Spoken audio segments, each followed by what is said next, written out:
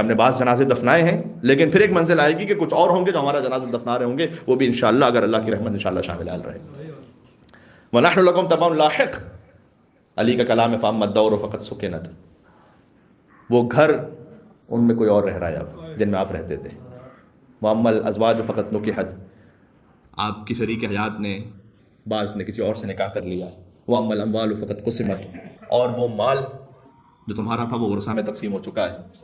هذا خبر ما عندنا. علی کہہ رہے ہیں یہ دنیا کی خبریں تھیں جو میرے پاس ہیں. فما خبر ما عندکم. قبر کی کیا خبریں تمہارے پاس ہیں، وہاں کے کیا حالات ہیں. قبر کا حال مردہ جانے، قبر کے بارے میں کون بتلا سکتا ہے کہ وہاں کی کیا خبر ہے. یہ سوال ہمیشہ کے لیے لاجواب رہ جاتا اگر علی جیسا صاحب